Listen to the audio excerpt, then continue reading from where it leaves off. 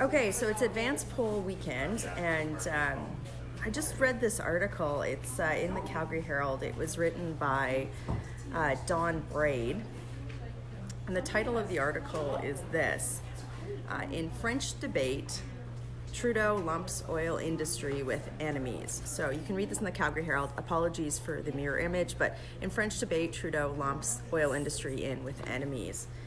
And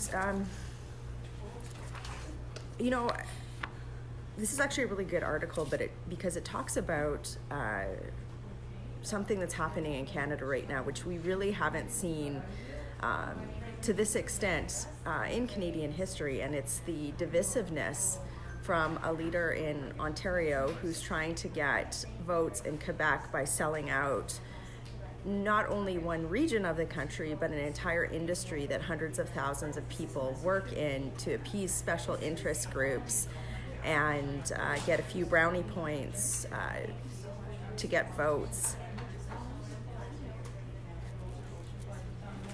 This isn't hyperbole. Like, this is what's happening in our country right now.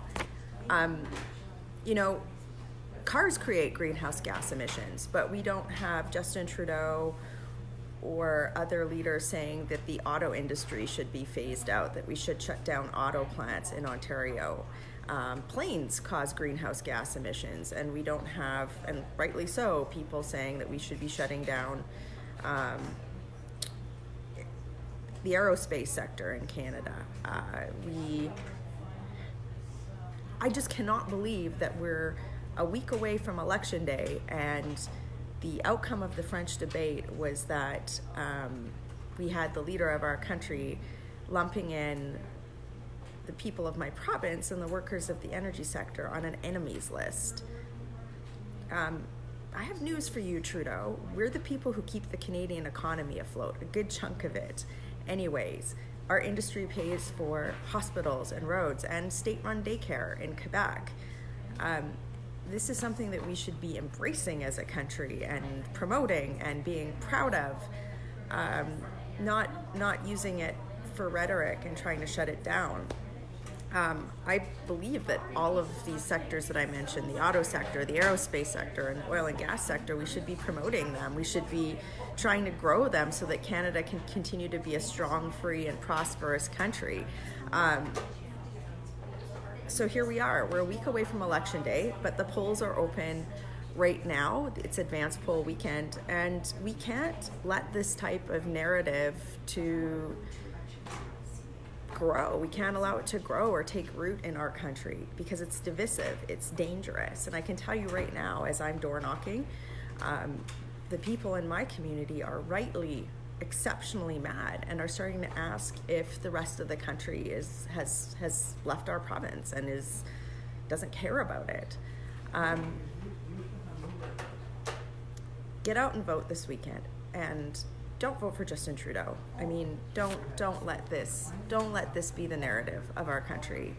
I know so many of you from coast to coast to coast understand that the oil and gas industry is a vital part of the Canadian economy, that we can use it to create jobs and receptor capacity for clean technologies, for other industries, for the construction sector. And I know for a fact that the steel workers in Ontario stand behind us as we try to keep our industry afloat. I know the fact that there are aerospace manufacturing employees in Quebec that stand behind us, that there are people across Atlantic Canada who have worked in the energy sector, whose families' livelihoods have become much more prosperous because of it, stand behind us. There are people in Atlantic Canada that don't understand why we can't have a pipeline from Alberta out to Eastern Canada in order to grow our own refining capacity here in Canada.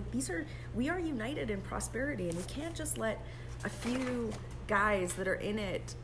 These men are just in it, like Trudeau and these other leftist leaders are only in it for themselves. They're not in it for unity. So I'm really proud of my party leader, Andrew Scheer, for being, I think, the only one in the French debate who stood up for the energy sector. There's a lot at stake at this election.